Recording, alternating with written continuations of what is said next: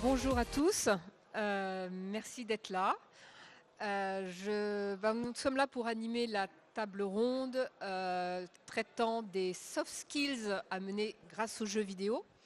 Les soft skills, ce sont des compétences qu'on appelle, alors c'est très très vilain en français, soft skills ça voudrait dire compétences molles, c'est très très vilain, mais ce sont des compétences qui en termes dans le monde du travail, ça va être des compétences comme la concentration, la rigueur, enfin voilà, on va débattre de tout ça.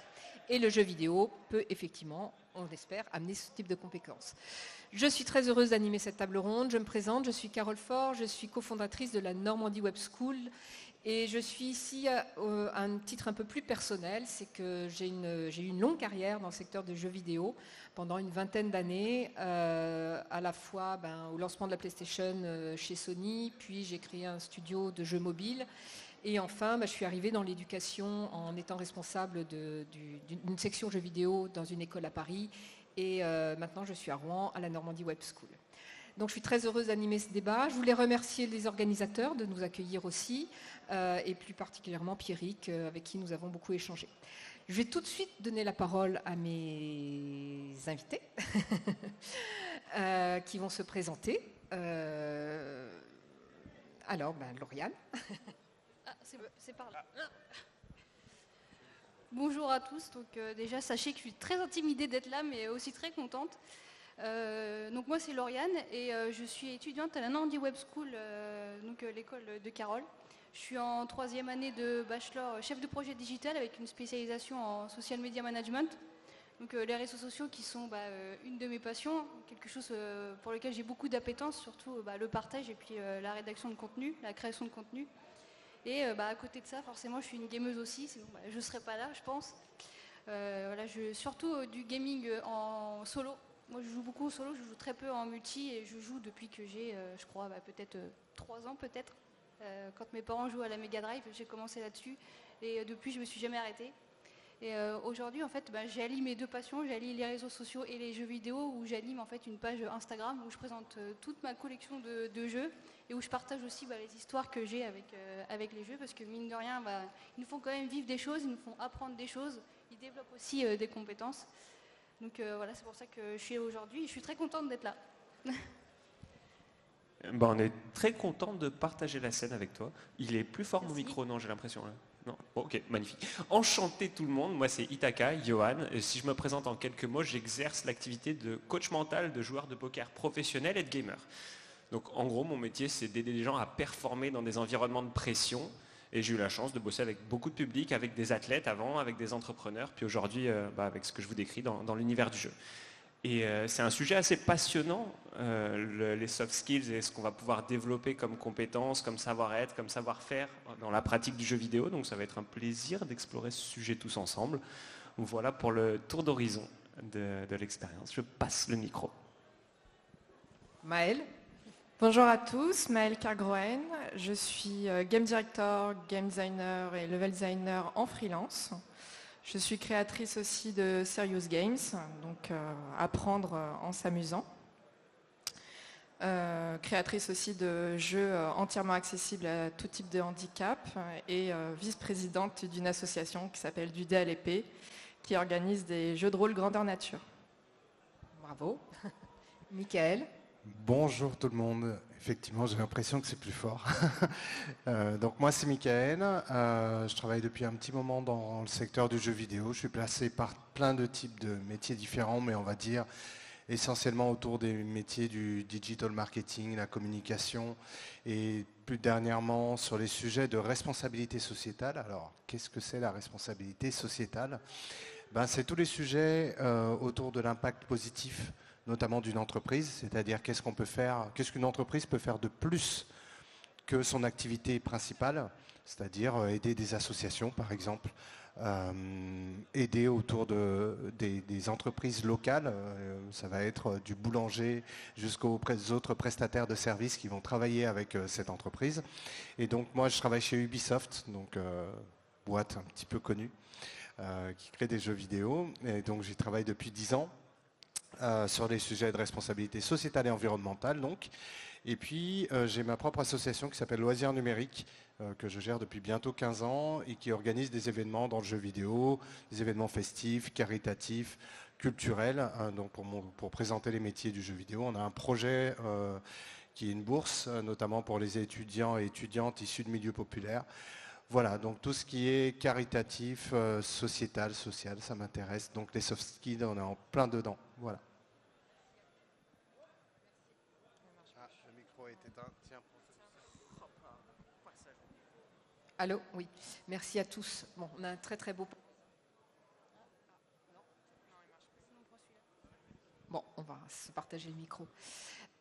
Comme vous l'avez compris, on va aborder effectivement les compétences et on va ouvrir après le sujet sur effectivement ce jeu vidéo qui est aussi un élément d'inclusion sociale. Le jeu vidéo, il est partout.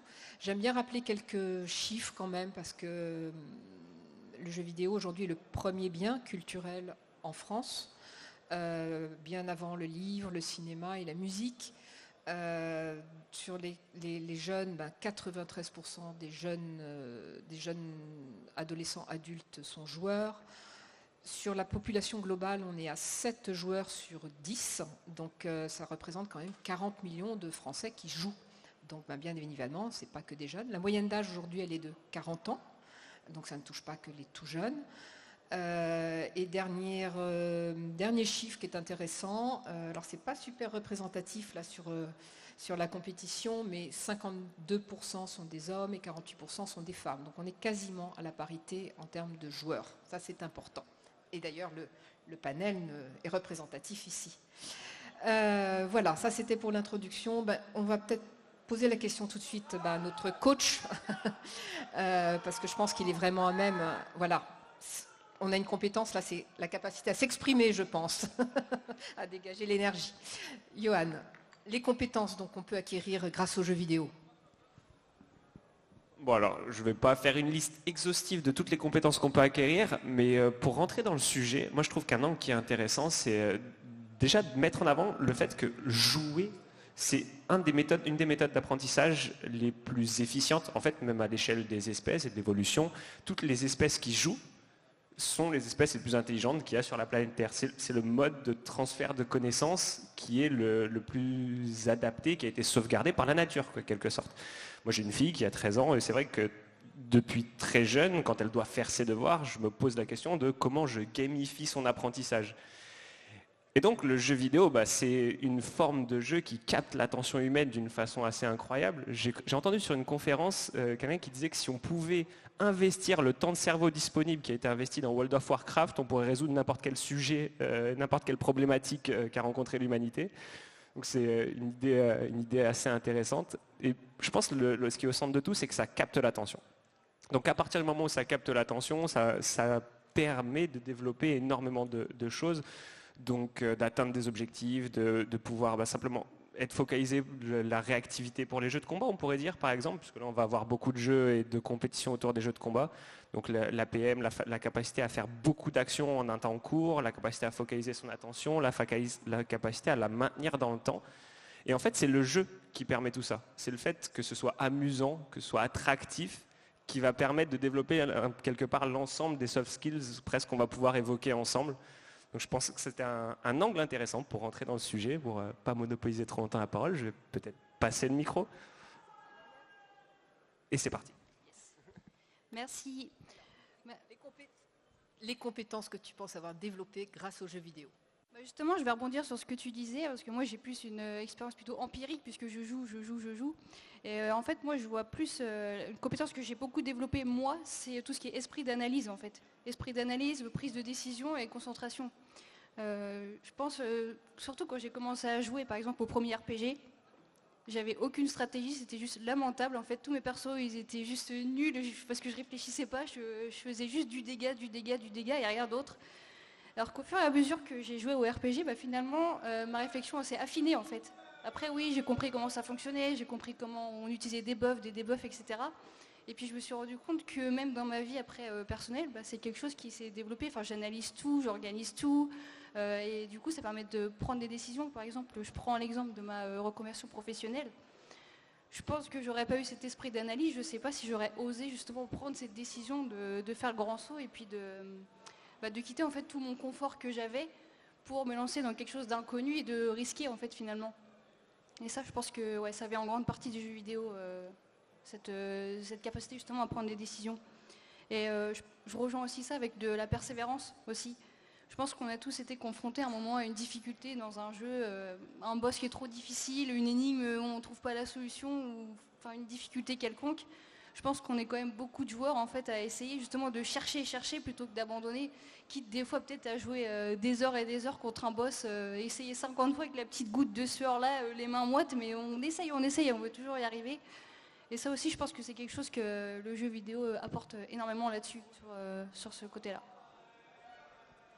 Très bien, donc des compétences, concentration, persévérance, analyse, très bien, mais est-ce que le jeu vidéo isole? Est-ce que c'est ce qu'on entend souvent, hein, les parents sont excessivement inquiets de dire mon jeune, il est enfermé dans sa chambre, il joue tout le temps, il fait que ça, il fait que ça. Et est-ce qu'on peut dire que le jeu vidéo coupe de la société ou au contraire ouvre la sociabilisation? Donc pour répondre à la question, effectivement, moi j'aurais tendance à dire que ça dépend de la personne, ça dépend de son caractère, si on est introverti, extraverti, que maintenant les réseaux sociaux et des jeux multijoueurs amènent naturellement à aller dans de l'interaction. Le jeu vidéo par essence c'est de l'interaction, ne serait-ce que de jouer sur un canapé avec ses amis ou sa famille, c'est déjà aller dans une compétence qui est d'aller vers l'autre. Et puis pour compléter la question tout à l'heure qui était autour des bienfaits, enfin, des bénéfices du jeu vidéo, nous chez Ubisoft on en a identifié quelques-uns. C'était un de mes premiers sujets sur la question de la responsabilité. Quand on parle de responsabilité, c'est la responsabilité parentale, c'est la responsabilité face aux écrans, l'age rating, enfin, le fait de pouvoir dire les jeux sont déconseillés au moins de tel âge, etc. Donc nous on en a identifié 8, j'ai mon téléphone dans la main pour bien me rappeler des 8.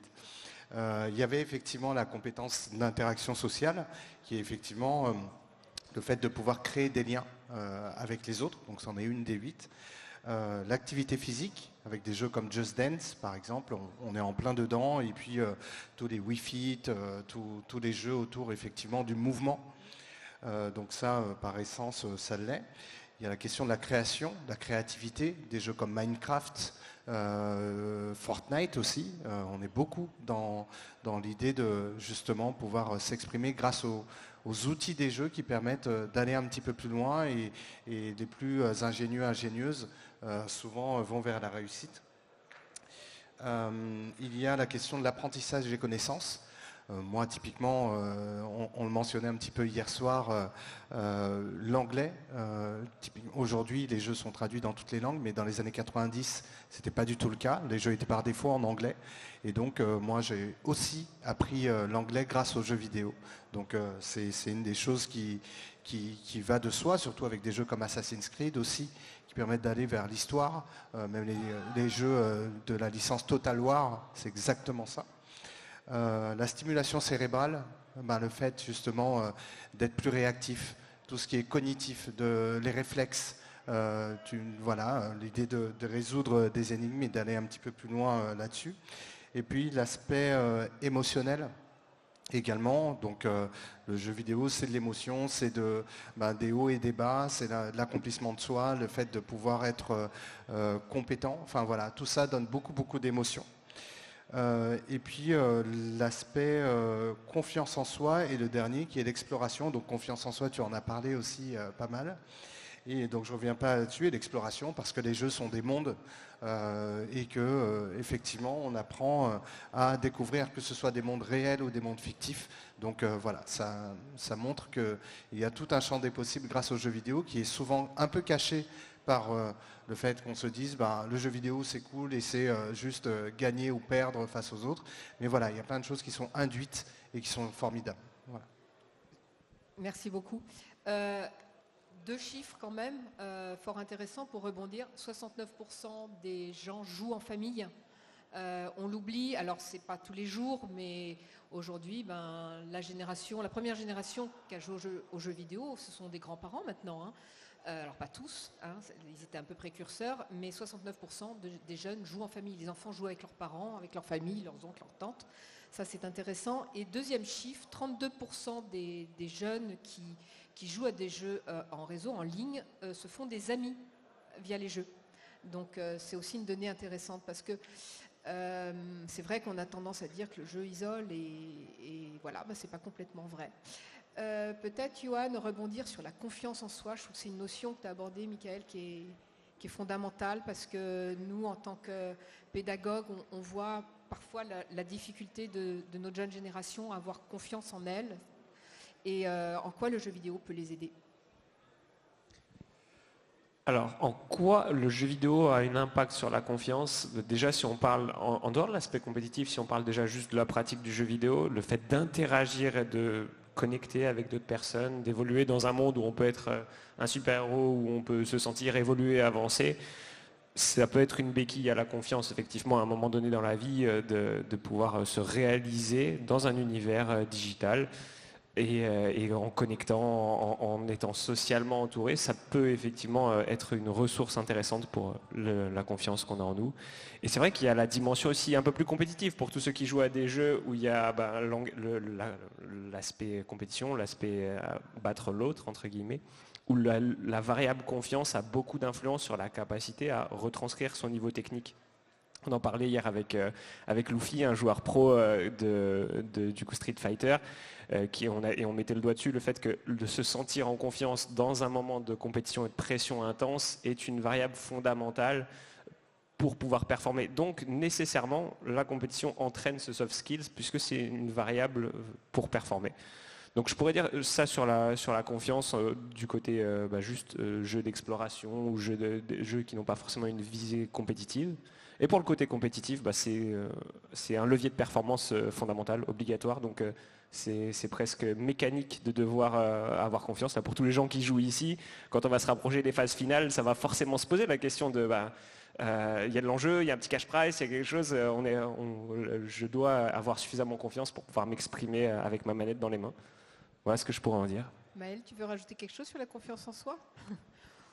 Et aussi, après, rebondir sur un des bénéfices qu'a évoqué Michael, peut-être parler aussi du jeu je vais parler, qui aide à apprendre aussi. Ouais, je vais parler des bénéfices.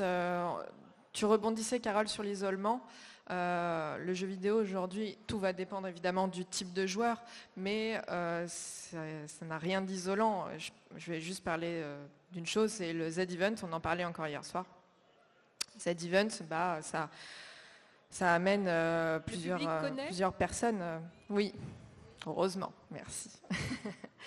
Donc ça apporte plein de monde autour d'un concept, autour du jeu vidéo, et ça permet aussi de faire de donner des bénéfices aux œuvres caritatives. Tu peux peut-être l'expliquer quand même en 2 mots? Le Z-Event, en 2 mots, c'est donc Zerator, un grand streamer de jeux vidéo qui a créé du coup cet événement pour jouer au jeu, et les bénéfices en fait sont reversés à des associations caritatives qui changent à peu près chaque année. Voilà. Est-ce que tu peux peut-être nous parler un peu rebondir sur ce qu'a dit Michael, sur le jeu qui nous aide à acquérir des connaissances, effectivement l'anglais, les jeux historiques. Toi, tu as travaillé pour une société de Serious Games, c'est aussi un autre angle du jeu vidéo, le jeu pour apprendre. Ouais. Moi, j'ai monté ma boîte il y a 7 ans de Serious Games. L'idée était de créer des jeux pour les formations en entreprise, donc d'apporter le jeu dans l'entreprise et pas l'entreprise dans le jeu, pour des formations. Donc tout l'intérêt en fait c'était de faire jouer des personnes dans des grands groupes pour leur apprendre en fait des soft skills. J'ai notamment travaillé pour PSA, pour Orange, pour EDF et la SNCF. Et c'était des compétences, c'était sur la communication, c'était apprendre de ses erreurs, c'était sur le RSE aussi, qui est de plus en plus important pour les grands groupes. C'était aussi les standards de travail. Connaître les standards de travail d'une entreprise, c'est pas quand tu débarques en fait dans l'entreprise, tu sais pas forcément. Et je sais que ça a été très très bien accueilli, même si au départ, le jeu vidéo, c'est un peu ils vont faire que jouer, ils vont rien apprendre. Bah non, en fait, ils ont appris énormément de choses et sans s'en rendre compte, et c'est ça qui est beau en fait avec le jeu vidéo. C'est ce que disait Johan au début, c'est qu'on apprend parce qu'on est impliqué, on est engagé. Il y a le jeu, Michael, parce que tu es président d'une association qui s'appelle Loisirs Numériques, qui est aussi un formidable vecteur fédérateur et d'inclusion sociale. Est-ce que tu peux nous en parler un petit peu, parce que le jeu vidéo est tellement universel que ça permet, voilà, c'est un facteur d'inclusion. Oui, tout à fait. Alors déjà, c'est une association, moi j'habite en banlieue parisienne, et j'ai toujours voulu que cette association reste avant tout proche des personnes, c'est-à-dire qu'on est proche de la ville. Et typiquement, une des activités que l'on fait quasiment chaque année, c'est animer l'été des jeunes qui ne partent pas en vacances. Donc ça va de jeux comme Just Dance, justement, que l'on va exposer sous des chapiteaux, et puis les familles, les enfants, les parents, les grands-parents viennent et s'amusent ensemble. Déjà rien que ça, c'est génial. Alors on le fait par 30 degrés, donc on transpire beaucoup, mais c'est très cool parce qu'on le fait souvent dans les quartiers populaires, et de voir les sourires même des parents qui se disaient mince, effectivement je ne me rendais pas compte de la puissance qu'avait ce genre de jeu qui pour le coup passe par des chansons très connues. Et puis des autres événements que l'on fait, ça va être souvent des formations auprès des ludothécaires, médiathécaires, afin qu'ils appréhendent justement ce média qui est le jeu vidéo, ce médium qui est le jeu vidéo, c'est-à-dire qu'effectivement il y a le côté purement ludique, mais aussi tout ce qu'il y a derrière, toutes les valeurs, les compétences qu'on a évoquées, et effectivement pouvoir amener des jeux un petit peu plus, que ce soit poétique, plus culturel, plus éducatif. C'est des choses qui sont super, et je fais aussi le lien avec mon métier sur lequel typiquement on a un jeu qui est avec les lapins crétins, qui s'appelle Lapin Crétin apprend à coder. Donc c'est un jeu autour de la programmation, c'est un pur puzzle game. Si on s'en fiche de la présentation, c'est un jeu très cool, mais de l'autre côté on apprend aussi la logique algorithmique, c'est-à-dire comment est-ce qu'on donne des informations à une machine et qu'on les optimise, ces informations. Donc pour les plus jeunes, entre 6 et 10 ans, de pouvoir mettre le pied à l'étrier grâce à ces jeux-là, c'est génial. Et donc on l'utilise aussi à travers notre association. Et puis enfin, tu évoquais le Z-Event. On a aussi un événement caritatif qui s'appelle Desert Bus de l'espoir. Alors dit comme ça, c'est un peu bizarre, donc c'est le bus du désert de l'espoir, qui est en fait un jeu très ennuyeux. Donc le jeu s'appelle Desert Bus. C'est un prototype qui aurait dû sortir dans les années 90, donc qui est considéré comme le jeu le plus ennuyeux du monde. Je vois Cyril qui est là, qui s'y est prêté. Et donc il s'agit de conduire un bus dans le désert, et il n'y a rien à faire.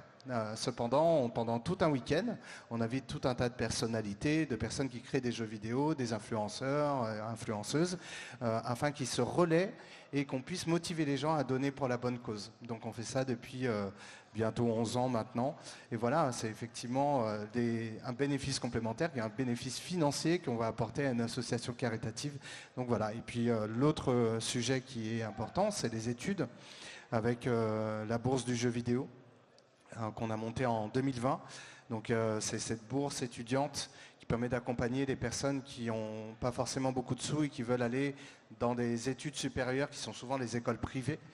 Et donc c'est un apport de 7 à 14 000 euros par an, qui permet à ces étudiants de financer leurs études, mais aussi leur loyer, leur vie quotidienne, et puis aussi de trouver des mentors, des personnes qui sont du milieu du jeu vidéo et qui vont permettre de faciliter leur chemin vers leur premier emploi, par exemple. Donc voilà, on ne chôme pas, mais c'est génial aussi de voir tout ce que l'on peut faire grâce aux jeux vidéo. Je pense qu'on a encore un petit peu de temps. J'aimerais bien que Maëlle, tu as évoqué aussi le jeu pour les personnes en situation de handicap, en quoi ça les aide et en quoi ça les aide à peut-être acquérir des compétences eux aussi. Enfin, tu peux nous en toucher 2 mots ? L'accessibilité dans le jeu vidéo, en règle générale, en est encore à ses balbutiements. Il y a des efforts qui sont faits et ça, il faut l'applaudir, il faut le notifier, mais c'est encore loin en fait des résultats escomptés. Il faut savoir qu'il y a 10 à 15% de handi-gamers qui ne peuvent pas jouer correctement.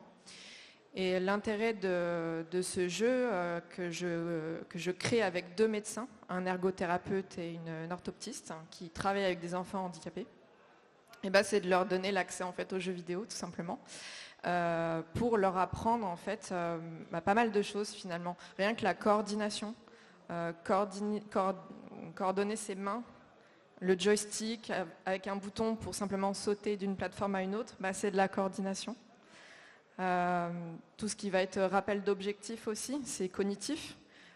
Simplement de se dire, oui, il faut que j'aille récupérer cette petite pièce ou cette clé qui va me permettre d'ouvrir cette porte.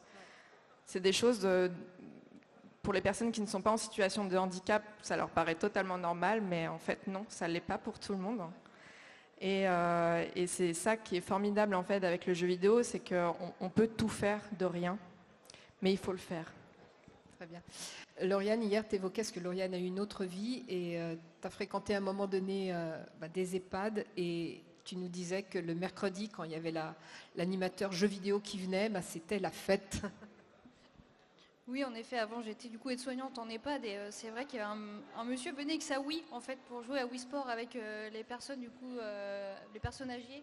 Et notamment celle en fauteuil roulant, et à chaque fois Wii Sport c'était la fête quoi. Quand on les voyait lancer la boule et puis faire tomber les quilles, il n'y avait que de la joie dans leurs yeux, et puis on voyait bien que ça leur donnait aussi confiance en eux, parce que comme quoi ils sont quand même capables de faire des choses, même s'ils sont dans un fauteuil roulant, même s'ils sont âgés, même s'ils sont handicapés quoi.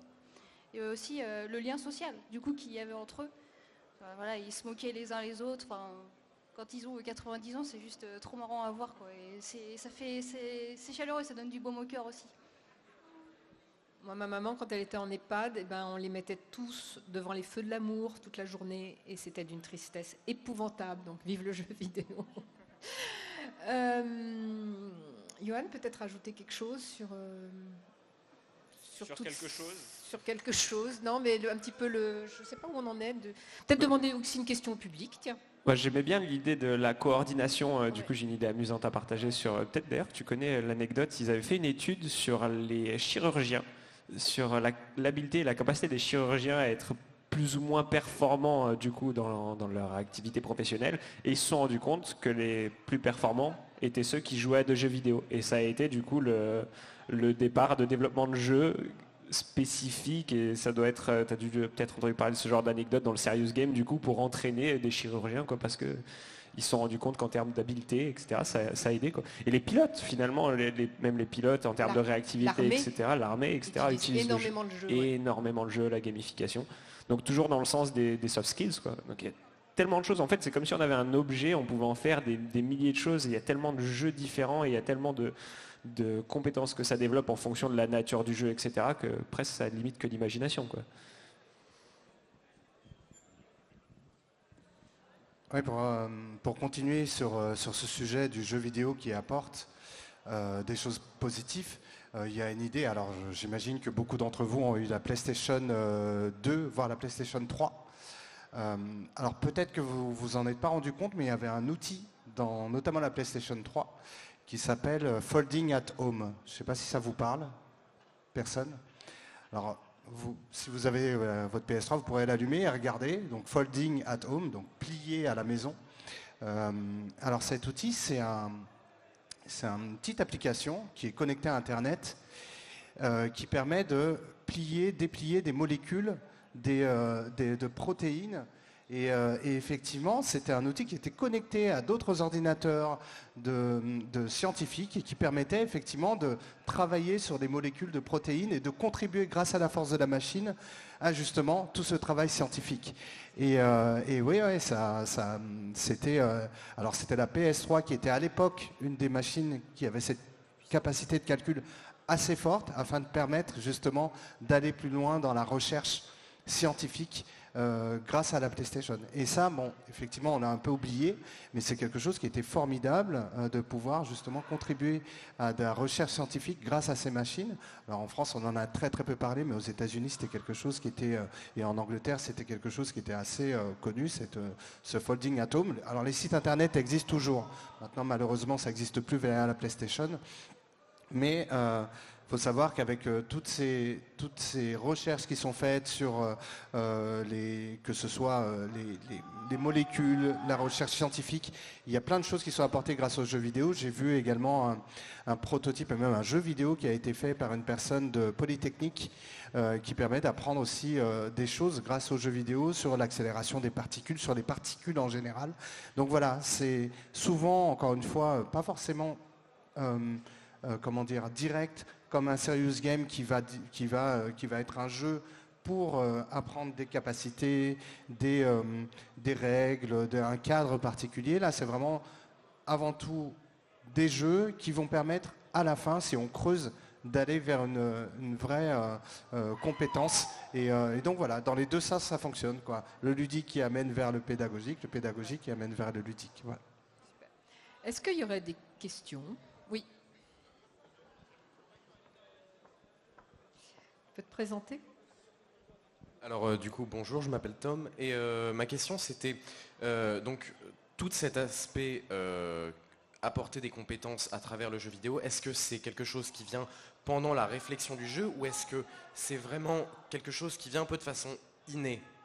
C'est-à-dire est-ce que quand vous créez un jeu, vous allez vraiment chercher à parfois apprendre des compétences en dehors du serious game, hein, parce que le serious game c'est évidemment, ça cherche à apprendre, ou alors est-ce que c'est vraiment, on s'en rend compte après?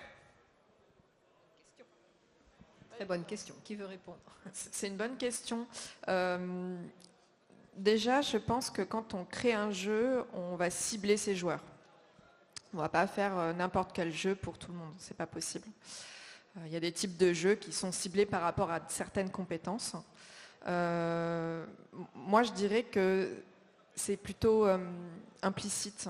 C'est-à-dire qu'on va d'abord penser au fun d'abord, parce qu'un jeu vidéo, il faut que ça soit fun. Et ensuite, quand on va tester auprès de bêta-testeurs, on va se rendre compte que en fait, ouais, ça peut être intéressant de pousser un peu plus cette compétence. Ça a amené du coup d'autres fonctionnalités. Mais oui, moi je pense que c'est pas forcément pensé en amont après. Michael peut peut-être aussi répondre.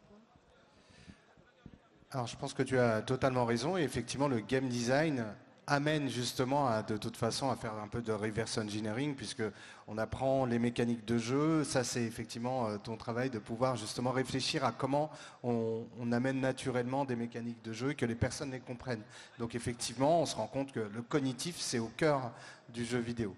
Et puis des jeux comme Assassin's Creed où effectivement il y a tout le côté aventure, où on incarne un assassin et puis le but c'est d'aller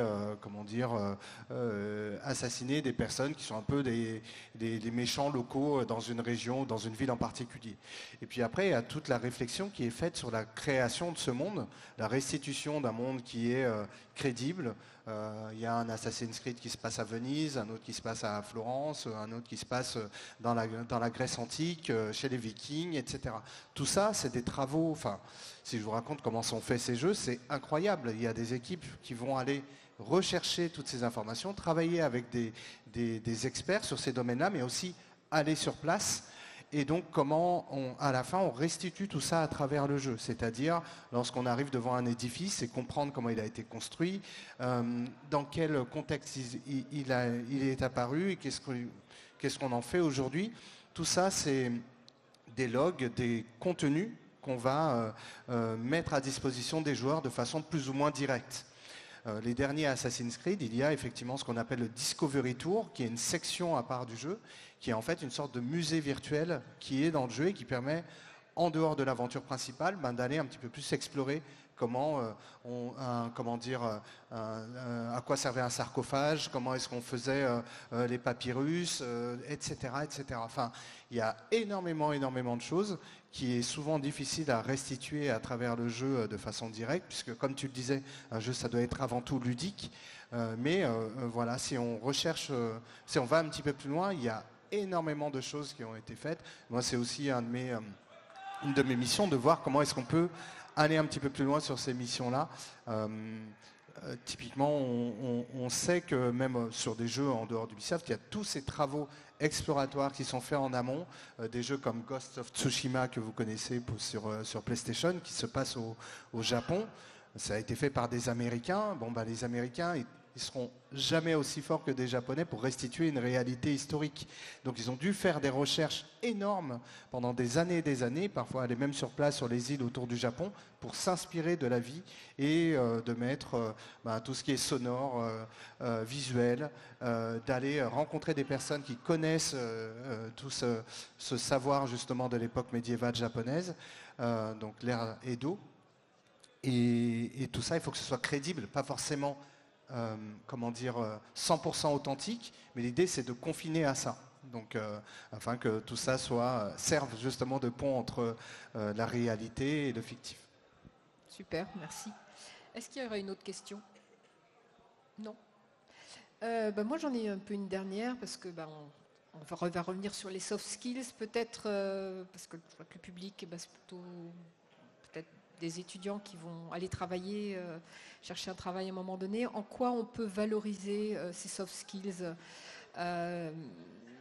Peut-être qu'on n'ose pas forcément dire qu'on a comme passion le jeu vidéo quand on envoie un CV. Alors, si on postule chez Ubisoft, bien évidemment, mais est-ce qu'on doit le mettre en avant et qu'est-ce que vous mettriez en avant sur votre CV ou lors d'un entretien d'embauche? Lauriane et Johan. Moi justement je l'ai mis en premier, ma passion pour le jeu vidéo sur mon CV, donc non, après je pense que le tout c'est de savoir le justifier en fait, tout simplement. Je pense que déjà de savoir expliquer un peu comme on vient de le faire là face à un chef d'entreprise, je vois pas pourquoi ça deviendrait négatif d'aimer le jeu vidéo en fait, tout simplement. Du moment qu'on est convaincu et qu'on sait l'expliquer, je pense qu'après ça roule. Qu'est-ce que tu mets en avant? Ce que je disais tout à l'heure, moi c'est plus le côté esprit d'analyse, résolution de problèmes, la persévérance aussi, et puis des fois je triche un petit peu aussi avec la communication et puis le travail en équipe aussi, parce qu'on n'a pas beaucoup parlé de ça aussi, du jeu en multi qui permet aussi de travailler aussi son leadership, sa communication et sa coordination aussi avec les autres.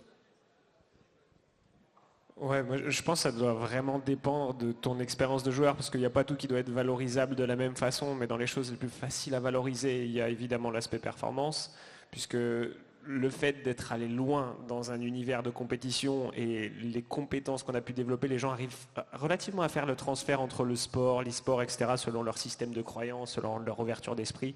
Donc ça, c'est valorisable, je pense, dans une certaine mesure.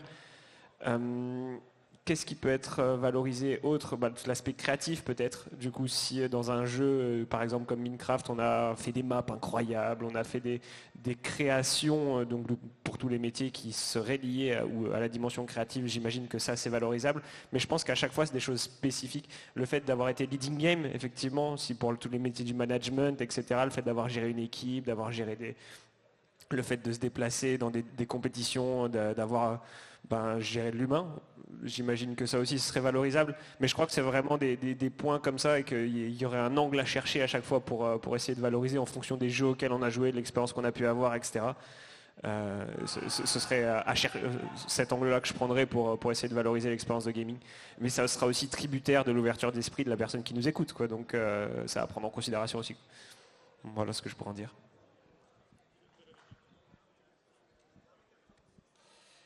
Alors moi, je rejoins tout ce qui a été dit et je voulais juste un petit peu alimenter ça. Moi, je suis très fan de jeux de combat depuis toujours. Je vois qu'il y a Luffy qui est là, qui est très très connu dans le jeu de combat.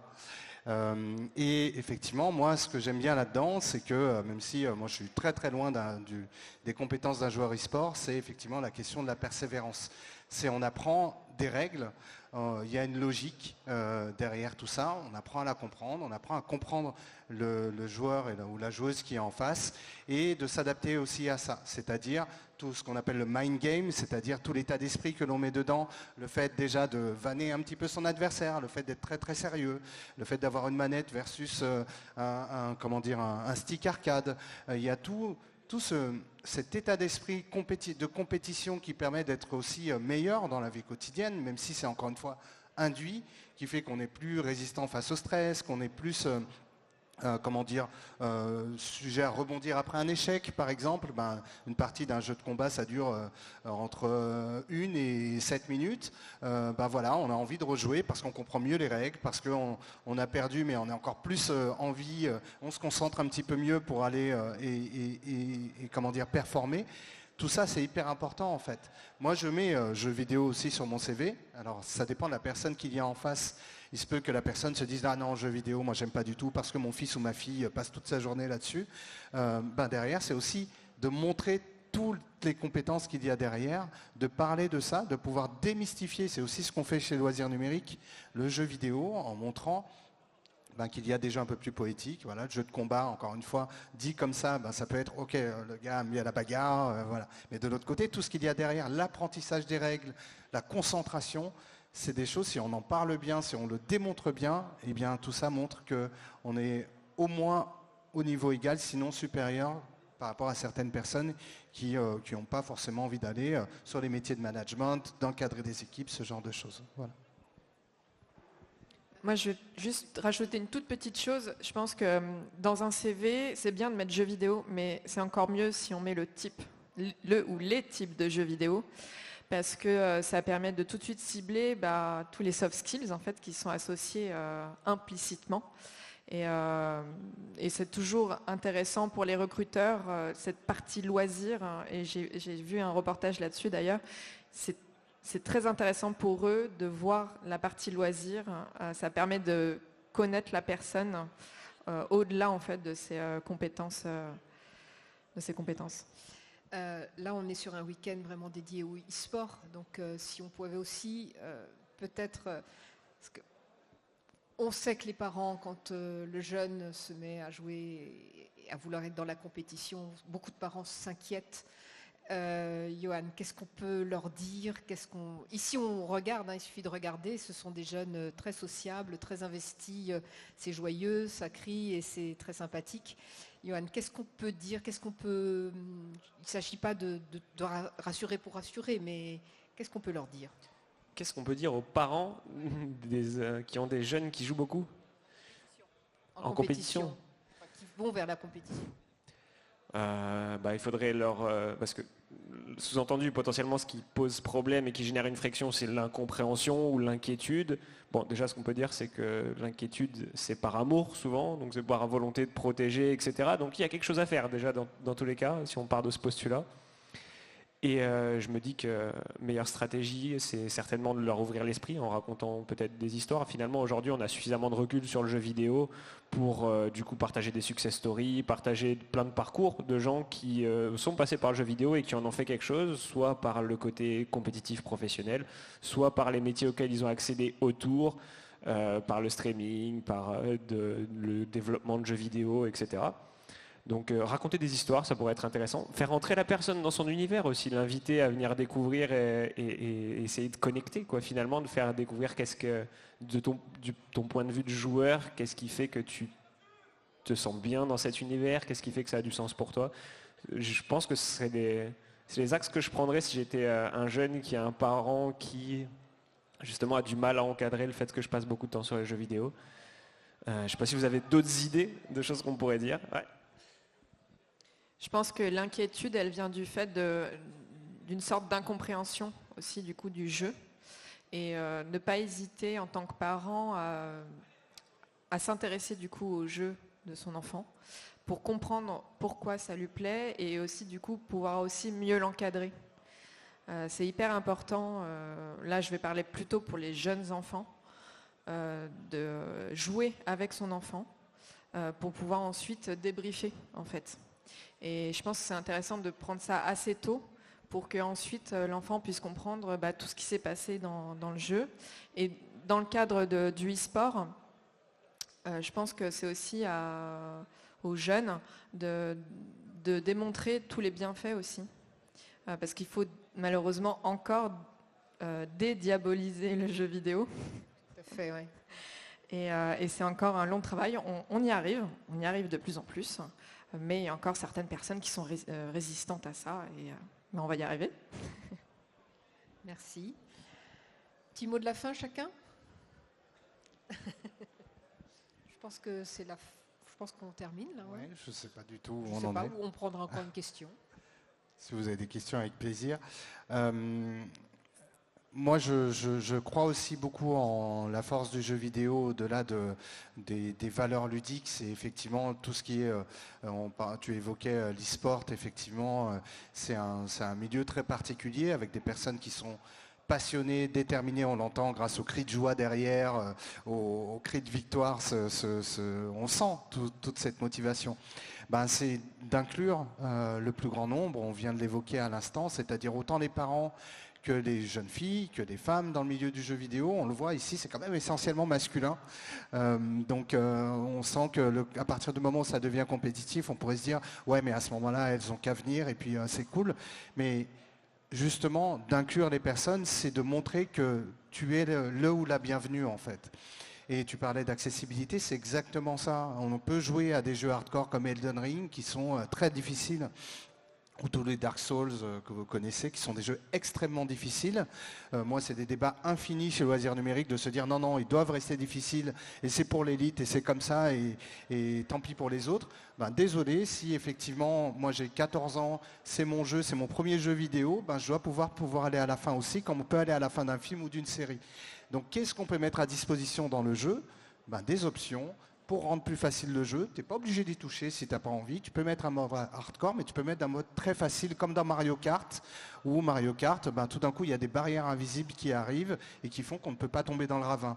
C'est cool pour les enfants, c'est cool pour les parents, c'est cool pour tout le monde. Et c'est ça l'inclusion, c'est de pouvoir trouver des moyens, des options, des facilités qui sont parfois invisibles, parfois visibles, qui permettent de customiser son expérience jeu vidéo et que tout le monde se sente à l'aise face à ce média. Et pour revenir sur l'e-sport, c'est aussi ça, c'est de se dire, lorsqu'on fait des compétitions hardcore, on peut faire aussi des compétitions de débutants, entre guillemets. Nous, on en a fait plein chez Loisirs Numériques, on appelait ça les Granola Tournament, parce qu'on gagnait des paquets de granola à la fin. Donc tout le monde était content et on a pu faire plein de tournois, entre guillemets, de noobs, de personnes qui n'ont pas envie forcément d'aller se casser les dents face à la personne qui est hardcore, et tout le monde passe un super bon moment. Voilà.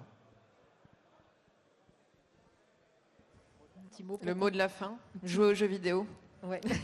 Non, c'est un formidable média pour les soft skills, mais aussi pour faire véhiculer des messages. Moi, c'est un truc que je martèle très régulièrement, parce que quand on joue à un jeu, on est actif, on est acteur de ses propres décisions sur le scénario, sur la stratégie, sur ce que vous voulez, à contrario d'un film, d'une série ou d'un livre. Donc, c'est ce qui fait aussi qu'on vit des émotions encore plus fortes.